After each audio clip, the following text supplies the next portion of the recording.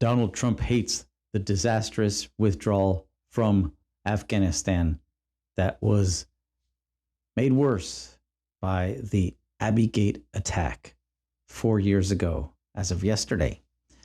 This is Ted Maxter from Ted Max News. And Donald Trump did issue a statement recalling 4 years ago when we were leaving Afghanistan and how it was a disaster. Now, if we're completely honest, there's a lot of stuff going on here. First of all, Donald Trump did want to leave. He wanted to leave Afghanistan before the end of his presidency, but he had pushback by the military who didn't want to rush it. And then he had negotiated a peace, or whatever you want to call it, with an agreement with the Taliban in Afghanistan. And of course, we had to leave. Trump wanted it again to happen during his presidency the first time. And Biden also agreed that we needed to leave Afghanistan. If we're 100% honest about it, and I'm no fan of Joe Biden, but no matter when or how we left Afghanistan, it was going to be a disaster. Unfortunately, we did lose 13 brave Americans that were protecting the airport there when there was a bombing. And I don't know what would happen if we had withdrawn from Afghanistan during the first Trump administration, but I can guarantee you that it would have also been a disaster. Now, there are some fingers to point, and I don't think that Trump and Biden should be the ones pointing fingers at each other.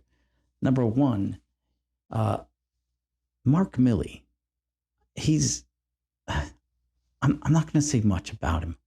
All I can say is that I have known gentlemen that were colonels in the Army who wanted to be generals.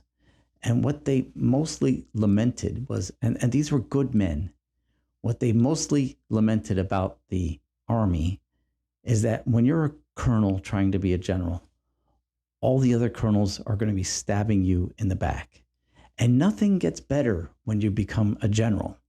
They are all stabbing each other in the back for better promotions or whatever. It's just something about the culture of the Army. Now, Milley, of course, was the head of the Joint Chiefs of Staff at the time. And just to show you, the man is a backstabber. He's the one that made the phone call to the Chinese military during the time between the January 6th incident and the inauguration of Joe Biden. Just to say, he made a back channel phone call to the Chinese military. Don't worry, I'm going to make sure everything. You know what? I don't know why the man isn't sitting in a prison cell, but as bad as he was, and I'm sure he was partially running this whole operation to get Americans out of Afghanistan, there's the big finger that needs to be pointed here, and that's at the George W. Bush administration.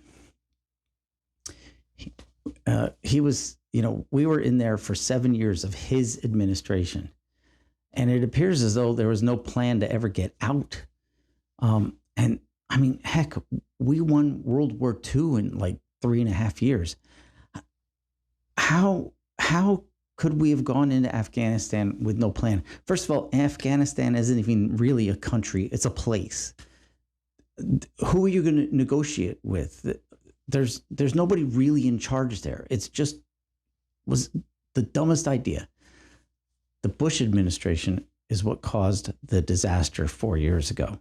Even though the Bush administration has been gone for years, there was no plan to have an actual goal in Afghanistan and to get out within a reasonable period of time, which should have been no more than 5 years.